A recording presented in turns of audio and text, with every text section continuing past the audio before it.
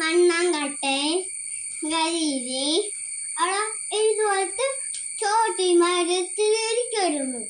അപ്പോൾ അവർ രണ്ടുപേരും കളിച്ചുകൊണ്ടിരുന്നപ്പോൾ വലിയൊരു മഴ വന്നു. അപ്പോഴോ മണ്ണാങ്കട്ട ഒഴുകി പോകാൻ നേരം ഉണ്ടല്ലോ കരിയില അതിന് പുറത്തേറിയിരുന്നു. മഴ പോയിട്ടുണ്ടല്ലോ, കാറ്റ് വന്നപ്പോ കരിയില പറന്നു പോകാറായി.